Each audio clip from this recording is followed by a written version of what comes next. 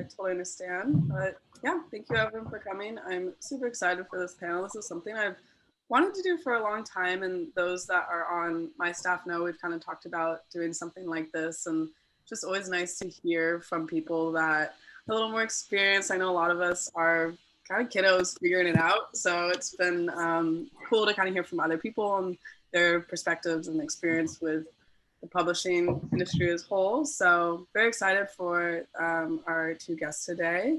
Just as a little intro for those that don't know, we have Daniel Lisi and Daniel Milnor. First, we have Dan, who's the co-founder of Not a Cult. Not a Cult is an independent book publisher based in LA that publishes books that challenge, inspire, and inform their readers. They have a diverse catalog of books, from books of poetry to fiction, and Daniel's worked a lot in publishing, nonprofits, and a lot of startup environments. I have a couple of friends that work with Not a Cult, and they speak so highly, so I'm very, very excited to be able to actually talk to you today. And next we have Dan Miller from Blurb. Dan is a writer, photographer, and prolific self-publisher. He's currently a creative evangelist for Blurb, which those are unfamiliar with, is the world's premier print-on-demand publisher. I'm sure a lot of you have actually used it. And Dan works as kind of the marketing and education liaison between Blurb and the professional creative industry. So between the two, we have a lot of knowledge going on when it comes to publishing, both from self-publishing, but also working with an actual publisher. So I'm gonna stop sharing, we'll go into chat mode.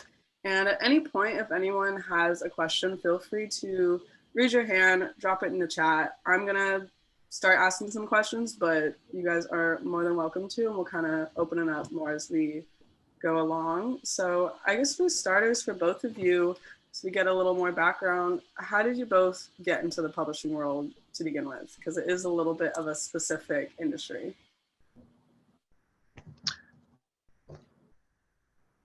I'll defer to Daniel.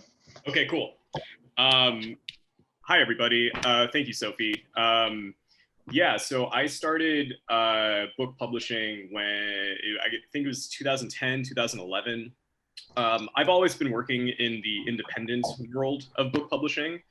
I started at a press called Right Bloody Publishing.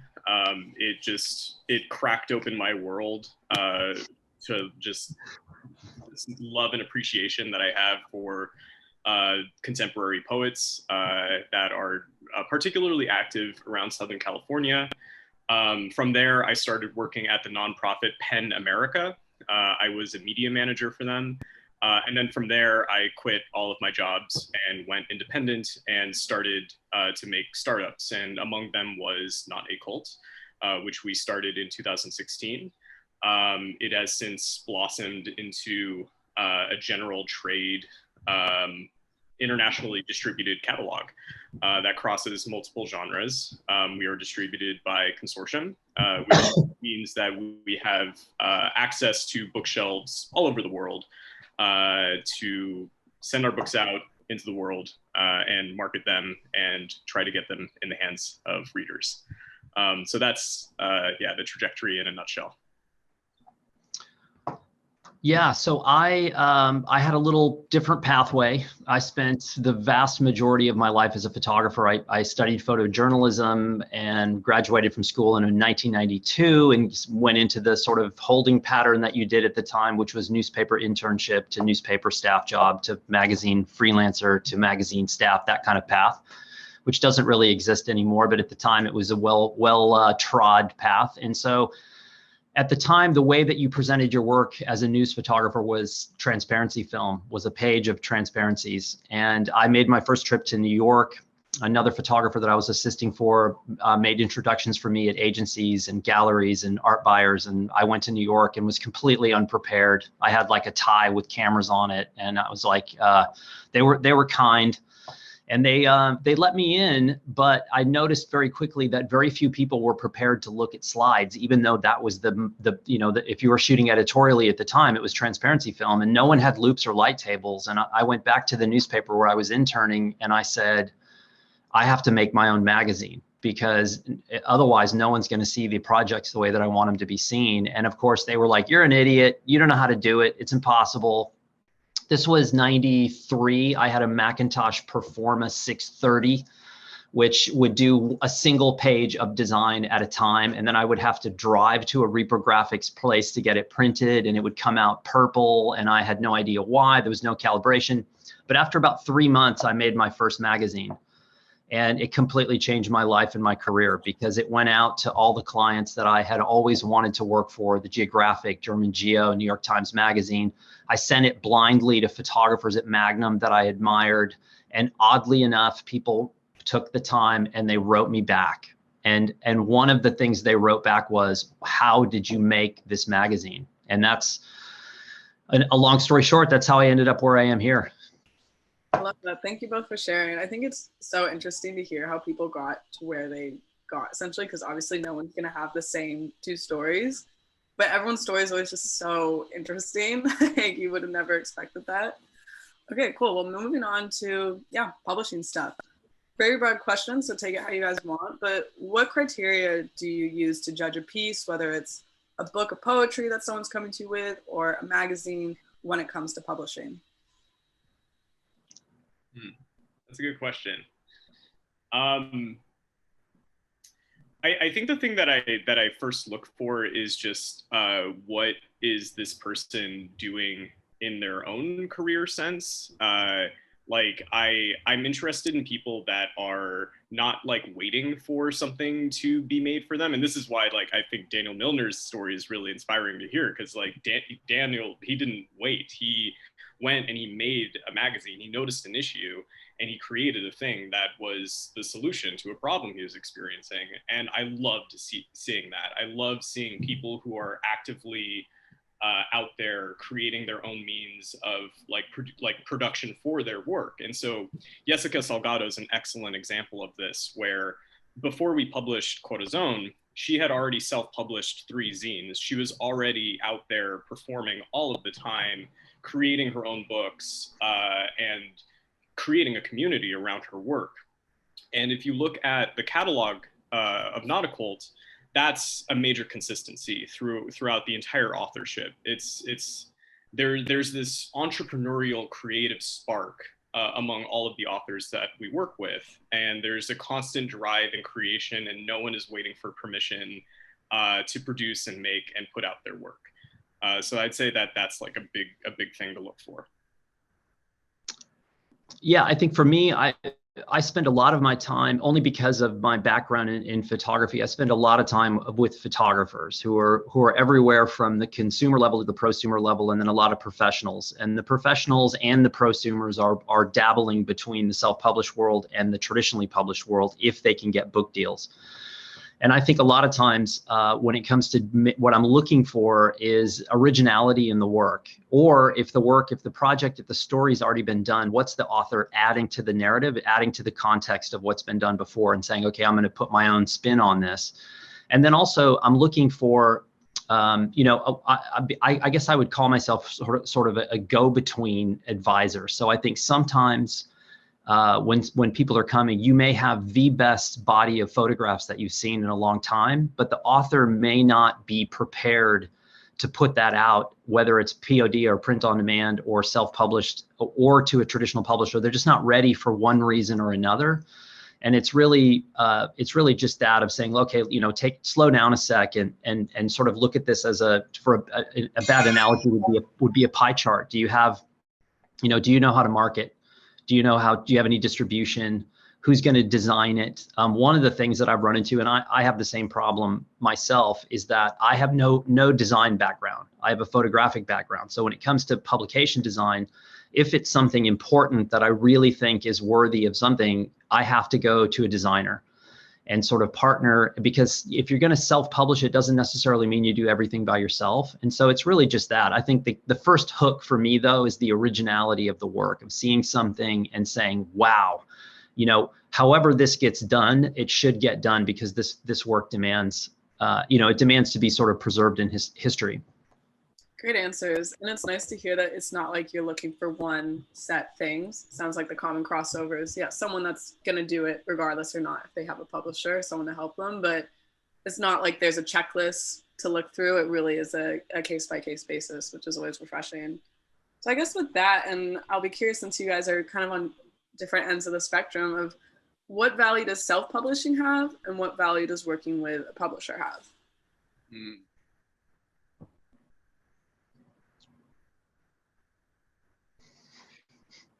Yeah, I mean, like, I think in almost any circumstance in any industry, having a team is always going to be a value add to anything that you're doing. And that's indelibly the thing that a publisher provides, where you have so many workflows associated with creating any form of print media. As Milnor just said, I don't have design chops either. I need to be looking at layout designers, cover designers. If you're self-publishing, you also have to be going through the same process, as well as considering how your manuscript is being developed into a final book form, and then the distribution and marketing side of things. These are things that a publisher, it's their job to be sourcing all of those workflows, as well as then figuring out the printing, the actual manufacturing process of the book, and then fronting the capital to do that. Being a self-published person, like right now, we're existing in unprecedented times for the kind of resources that exist to be a successfully self-published person, and to be able to have work that's distributed either through PTO or print to order, or to have your books in a warehouse somewhere. You can reach kind of every corner of the world right now, being a self-published person. But then the question comes up, what kind of team do you have? What kind of support do you have? And that's something that, as an individual, as a self-published person, you can certainly set up and make it be competitive to most publishers if you set it up with consideration of each part of putting out any form of media, you know? So the value that a publisher has is that that team is there, and you know what that team is about. You've seen that previous catalog of work. You can trust it. You want to be a part of it. But you can also right now go and set that up for yourself. Yeah, I think one of the misconceptions about my role is that people assume because I work for Blurb that we must be like anti-traditional publisher. And I always like post films of my monograph archive at home, my collection. I have like 500 traditionally published photo monographs. I keep telling myself to stop buying them, and then I go to Radius or Radius or Books in Santa Fe, and I end up buying something else, Photo Eye Books, and I walk out and my wife's like, "What are you doing?" So I love all different kinds of publishing. And I think with self-publishing, I would break it into two different categories. I would break it into sort of what I would call the fast, fluid, low-run art books, which I try to do as often as possible, where I have a very tiny team involved outside of myself, because the purpose of the book is really to just make an expression of some sort and get it out into the world and move on. The second tier of self-publishing would be, let's say that you are really bent on getting a traditional publisher, but you can't. And so you've got to assume some of that responsibility. You're going to make an offset print run. You're going to find marketing. You're going to find distribution. That's, to Daniel's point, is how good is your team? Do you have a designer? Do you have someone that can help, like a book packager, with marketing and distribution? Or are you flying solo? And that's a tall mountain to climb for a lot of people. Even with fantastic work, that's a mountain to climb. I think traditional publishers bring all kinds of things to the table, from the acquisition editor to the designers to distribution to marketing. It's a typically 12 to 18 month process with an illustrated book. And I think some people are willing to do that and they have the revenue to do that. And other people are like, oh man, I'm in over my head. So I think the great part about today, and Daniel mentioned this, is that it's project by project. Every time I do a project, I'm sort of looking at it and saying, yeah, most of the time I just do projects for me. I end up making a single publication and I move on. But occasionally I do something involving other people that I have different responsibilities, and I just have to look at the assortment of tools and options out there and pick the smartest one.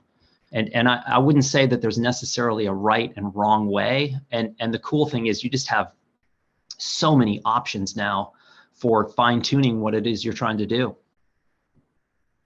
Yeah, good point. I think what's nice too about this landscape is it really is, you can also try out more than one thing. Just because you self-publish doesn't mean you can't work with a traditional publisher, or vice versa. It really is a project by project basis, which is refreshing.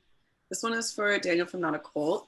Can you share a little bit about what the process is like when an author approaches you with their book and they want to publish with you? Like, how does that kind of look for you? Yeah, let's see. There's a number of buckets associated with that.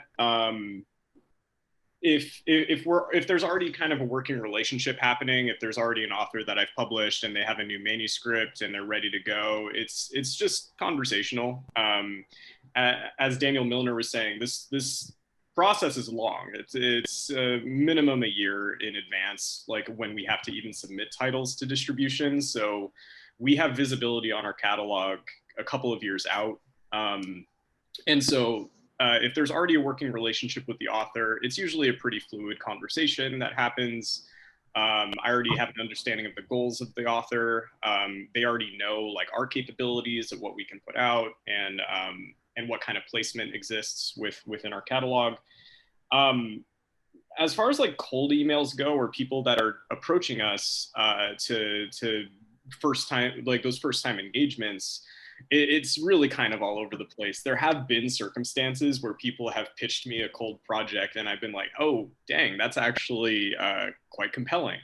And then we try to figure out how to figure it out, because there have been some really creative, really compelling cold emails I've received, and it's like, so I never want to close that conduit, because it's just like, you don't know what is out there, and if someone is like taking the time and the trust and the vulnerable leap to present their work to you, I always love having some kind of a channel open to hear it out and to see what that is. And a cold email is an art. And so if it's an art that someone succeeds in, I'm always really intrigued by that. And then the third bucket is we have submission competitions. And this is like the biggest conduit for just like new work that I am completely unaware of. For poetry specifically, we have an award that the Booksellers Stories, Books and Cafe here in Los Angeles sponsors. It's called the Stories Award for Poetry. We hold it Q4 of every year. This last year, we received just shy of 600 submissions for full-length poetry books. We have a panelist of half a dozen excellent experts in the world of poetry and literature at large. And it's a process of just reading through these manuscripts, and it's a council of people that vote on what they think is really intriguing and what would make a really fantastic book. So this is all to say that, like, I'm a publisher because I love working with a diverse array of creatives. I love working with artists and art all of the time. It's a place where I can just dive into an array of perspectives and worlds that I otherwise would have been completely cut off of. And so it's always just a fluid conversation as to see, like, what is the intention of this work? What community is this work speaking to? And then we can see if it can actually exist in book form and be blasted out into the world. Sounds like quite a process, and maybe it's, once again, like we mentioned before, very case by case. It sounds like once you put it in the bucket, then it goes its own way, but getting to that point. Cool. This one is for Dan from Blurb. What is something you wish more people knew about self-publishing? I wish that people knew that we were self-publishing before we were publishing. You know, when the press was invented, there were no publishers, and so people were self-publishing. And I think a lot, you know, if you take even on the literary side, like 50 Shades of Grey, I think she shopped that to 40 publishers and they turned her down. And then she self-published, and it went wildly successful over a short time. And then I think one of the original 40 looked and said, "Wow, that's pretty phenomenal," and they picked it up, and the rest is history. And I think that's one of the highest selling books in history, which is just, you know, thinking about that, that's pretty astounding. But I think too, that what I said earlier is, I think a lot of times, well, there is definitely a stigma associated with self-publishing, especially in the photography world. In the photography world, photographers will pay upwards of 50 grand cash upfront that they will never see back to get a book deal, to get that imprint from a publisher, because it's always historically been the sign that you've arrived, that you've been chosen as a photographer. And regardless of the fact that we live in the digital age, getting a book deal is a huge deal. That, as a photographer, every photographer I know, in fact, I'm sitting in a farmhouse right now in Pennsylvania, at a photographer's farm, a photographer that I've known for a few years now. And I met her through the idea when she was getting ready to do a book, and she's in the process of doing another book right now. It's a big deal still, even in the digital age, because it basically is a sign that you've been accepted and chosen. And I think that there's an upside to that and there's a downside. The upside is that, yes, the publishers can do a lot for you, but you have to make sure it's the right deal. And so self-publishing, there's so many versions and flavors of it.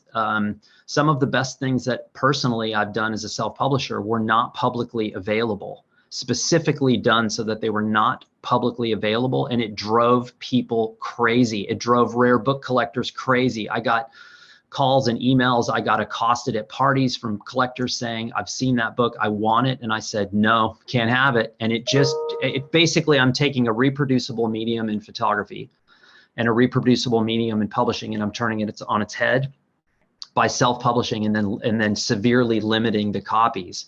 So there's so many flavors of self-publishing, and I think oftentimes people limit themselves by trying to replace a traditional publisher with self-publishing, and that's not, most of the time that kind of ends with minor trauma.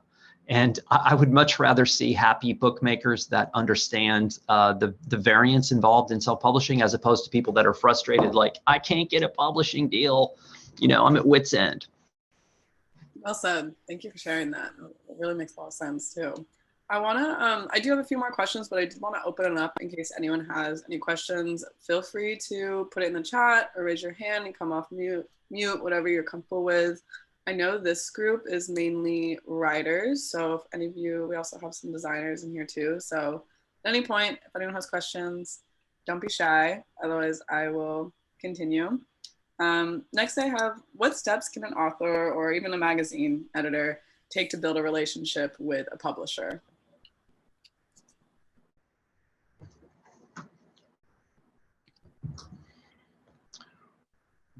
Daniel, do you want to take this one? Sure.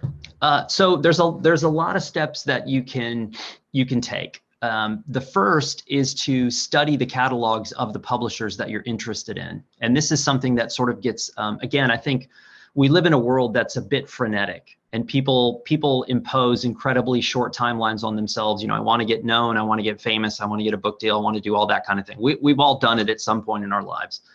And I think sometimes in the race to get book deals, people just start spray and pray to publishers, sending out, whether it's a manuscript or a photo portfolio, and they're sending architectural work to Princeton Architectural Press, who doesn't publish architectural work.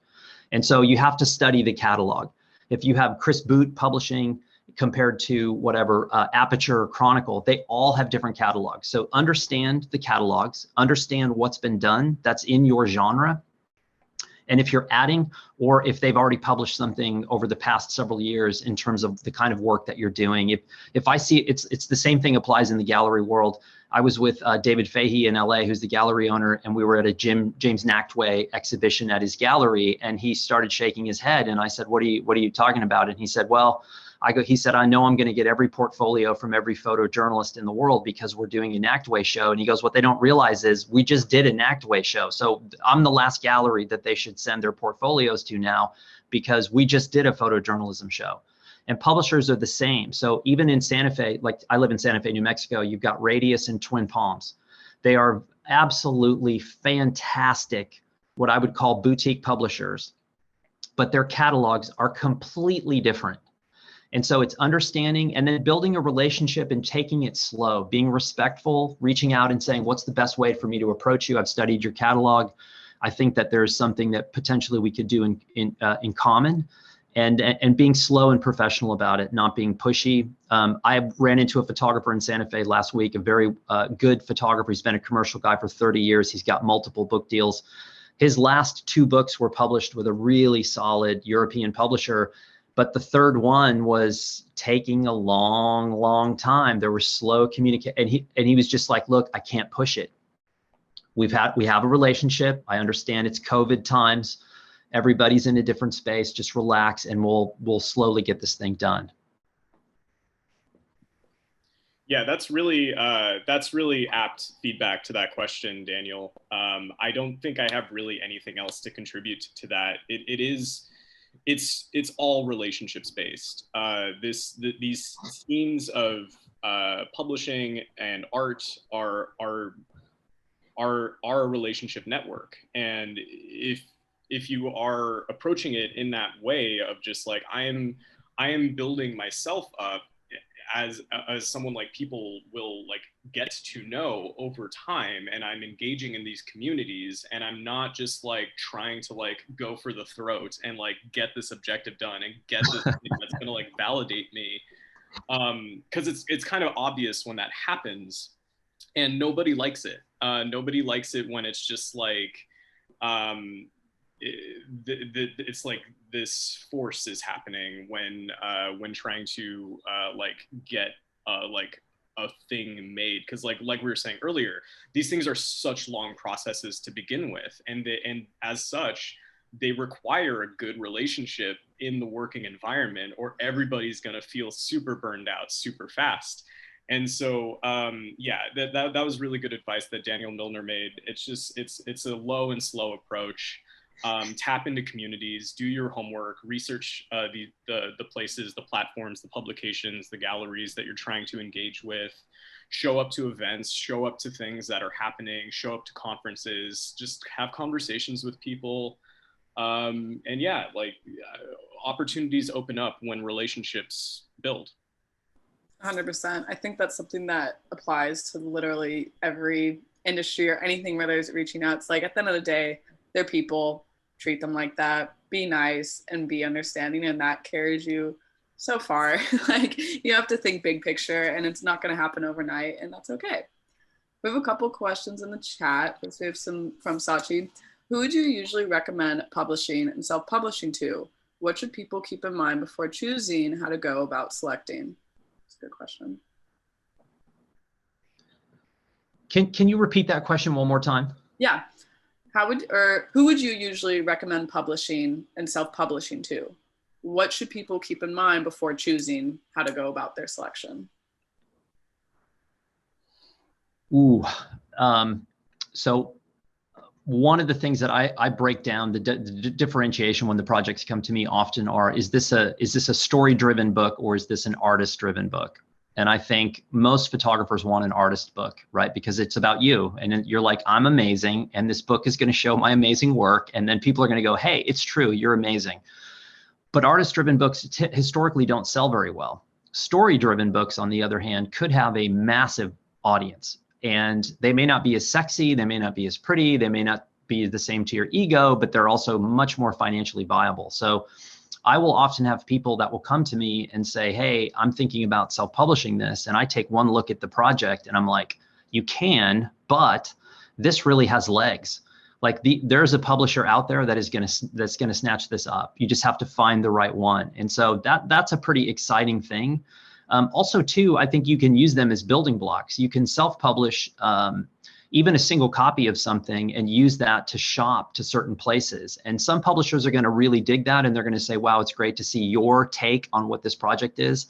But that same publisher may agree to publish it, but take it and turn it into something totally different. And I think there's some crossover happening right now. I've also seen people successfully self-publish small runs, and publishers just come in afterwards anyway and say, look, we know you've sold X amount of these books, but this is something we really want to do, and we're going to further this. So it's, again, project by project. It's also timeline and revenue and finance. Like, do you have the money to pay for this publication if you're going out to a traditional publisher? Because that's pretty common in the photo space, is photographers paying up front to get their books done. And it's kind of a taboo subject in some ways, because a lot of people don't want that to necessarily be the case. You know, I think that we all have visions of like the amazing publishing deal, and they're out there. I see them happening, but there's also a lot of people that are so driven that they will say, I don't care what it, for example, I have a friend, great photographer, he thinks of his books as his children. He doesn't have kids. And he says, look, I'm going to hire the best designer. I'm going to pay a publisher. I don't care. These are my children. This is what I'm leaving as a legacy. And I have absolutely no problem with that whatsoever, because his books are really well done and they're very well thought out. The photographs are good. The stories are good. He could self-publish and save a lot of money, but for him, there's something about the legitimacy and the validation of those two things, a pro designer and a pro publisher, that make him feel better as a creative. And again, I'm totally fine with that. Yeah. I always try to instill in any author or anybody putting out work, not to really get so hung up on any singular book, but think about their work as a catalog. You're building a catalog, and that is like the big asset that you're growing over time. Like you have this backlist, and if you're trying to think about it in like a career publishing sense, it's pretty uncommon that like any single title is going to be making you like the salary on an annual basis and royalties. What's more likely is that your combined catalog over the course of X amount of years is going to be what is going to be a big generator for you. So then with that being said, vacillating between publishing and self-publishing is fluid. It can be, you just have to be strategic about it. As Daniel Milnor is saying, like there are just such a deep array of approaches, and you can be like pursuing traditional publishing arrangements while you're also self-publishing work. And as he was also saying, with like publishers are also viewing those properties as like viable things for their front list now. And it's like, and also publishers want to acquire backlists that are performing. And so you can be doing that for yourself while still like doing these other traditional things. And then it just comes down to like, yeah, a matter of resources in terms of like what kind of team you have and what you want to do. But it really is like the catalog at large, and like, how are you producing the catalog? And what I was saying at the top of this conversation, it's like, I love not waiting. I love not waiting for any third party to give you the green light and be like, yeah, you're an author now, you can do the thing. Like, I'm all about like you going off and doing your own thing. And so I'm a big advocate of self-publishing, and you can do that simultaneous to seeking traditional publishing options. Well said. Thank you for sharing that. Next we have from Lisa. What can you do to make your poetry book different from all the other poetry books that are becoming trendy now?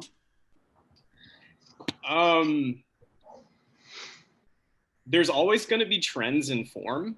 The thing with poetry, and it's like painting, it's like any visual art. The output is indelibly colored by who you are as a person, your life experience. You are this vessel for this work that you're producing, the sublime image that you're putting out. And so no matter what the trendy form is, you're still the human that's like putting out this ephemeral object into the world. And so that's the differentiating factor, is you're an entirely different human being. And it's like, yes, you can emulate form and structure that is being trendy. What's trendy right now? Like Rupi Kaur? Is Rupi Kaur still trendy? Probably. She's sold millions of books, right? So you know, just be genuine to yourself. Like, just be honest and genuine to yourself. That is going to be the thing that pays off more than anything. Like, you just have to be, you just try not to throttle yourself in your own genuine expression, and try to push yourself as far as like craft goes, and just keep writing. You just have to keep making things all of the time. And that is the only way that you're going to see your craft grow. But you are the conduit. That is the differentiating factor. Can I add one thing to that that's not exactly to the main question, but it's something Daniel just said that I think is so incredibly important, even if there's a book in production, and that is to keep making. You know, if you're a writer, you write. If you're a photographer, you shoot. And one thing I see that from time to time that really kills me is I watch a photographer get a book deal, and then everything stops for the 12 to 18 month of the process of the book. But then comes the marketing and the distribution and putting it out. And sometimes years go by and they're not making any new images because they're married to the book process. And I think, you know, you can't go back for that time. And I think that you making something all the time, whatever it is you do, just do it as much as possible. And that's where you'll hone it. I like that. It's important, I think, too, to just get into the habit of knowing, like, not every single thing you create needs to be shared. You're allowed to still create for yourself. It's okay if no one sees Your writing sees your photos. It's just getting into that consistent habit. I have a question that Jess submitted for Dan from Blurb. I studied photojournalism as well. Do you have any advice for someone who wants to incorporate writing with photography? So historically, photographers are known as terrible writers, but and I heard that the whole time that I was coming up. I heard that in school. I heard it, and now I had to carry an AP style book with me in journalism school. And if you made a mistake on any piece of writing, from a caption to an essay, if there was a mistake in it that was in the AP style book, you got an automatic F. So what that did was it trained me, but it also terrified me, and it really put binders on my writing because I was so afraid to make a mistake. And I keep a journal every day. I've been writing in a journal every day since 1993, and the journal was what unwound that and unlocked all of that nonsense and baggage from the journalism world. I shouldn't say nonsense, but it is baggage, because journalism is a very specific thing that has a lot of rules, and you cannot deviate from those things. But writing in the journal as a photographer is so critical in my mind for so many reasons, and reasons that you may not think about, even legality reasons, because inevitably at some point as a journalist, you're going to have somebody reach out, there's going to be a legal issue, and you can go back for the references that are in your journal. I've had to do that myself personally. But the journal is a free fire zone. There's no one else in the world is going to see it. No one is going to judge it. It is a freedom that allows you to unlock all of those strange thoughts and ideas you have in your head. And I think incorporating those and including them with the photographs is lacking in photography. I see so many photo books that are what I would call the book that you think you're supposed to do and not the book that you actually want to do. And the books that I gravitate towards now are the books that I look at that are on the fringe, that may succeed, they may not, but they're showing me something personal and different about the photographer. There's a lot of people who can make great photographs, but wrapping that into a great story is a whole nother matter. And I think the writing is essential. I'm teaching a workshop in Albania in a month or so, co-teaching with Elena Dorfman, and journals are a big part of that. So we're going to build magazines in real time, but I showed the magazine that I made in 2019 in Albania, which was in great part writing. There were photographs, but the writing was overheard conversation. It was dialogue with local Albanians, and it was sort of the weird ephemera stuff that's floating around in my head. So the journal is the easiest gateway drug to becoming a writer as a photographer, because you just tuck it in your camera bag and you start writing whenever you possibly can. I like that. I like that a lot. We have one more question in the chat, and then I have one more question. So if anyone else has anything, now's your time to say something. But we have an additional photographer question. I didn't expect so many photo questions. I like to see it. How do you see the approach of self-publishing a book or producing a dummy to approach a book publisher for a book deal?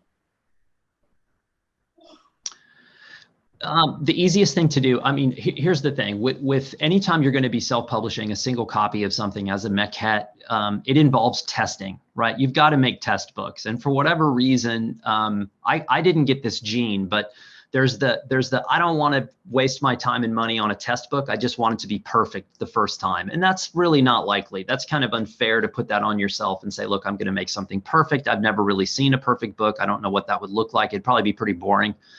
And so it's really about testing. If you take Blurb, for example, and there's a lot of really wonderful self-publishing platforms, and my advice is to explore all of them, make test books with all of them, because most of the time people do one or two things very well, and then they lack in other areas, and you have to determine what that is. But making a test book in a maquette is really understanding the material options that are out there and building for the individual platform. It's not the other way around.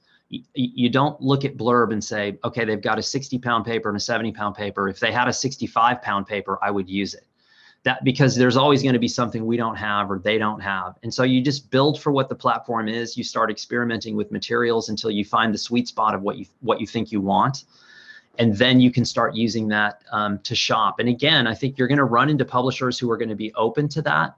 And you're going to run into publishers who are going to say, well, we don't really care what your interpretation of it is, because if we take this book, it's going to really be our book. And so you have to be prepared for that. But most of the time, publishers are interested and keen to see that. And one thing to remember is you can do small run custom digital books. So foil stamping, deboss, emboss, printed end sheets, checkerboard foot and headbands, those kind of things. So you can make a maquette that's actually really polished and beautiful. It doesn't have to be just a standard POD book. Well said. Thank you. This will be our last question from Lisa, since I know we're wrapping out.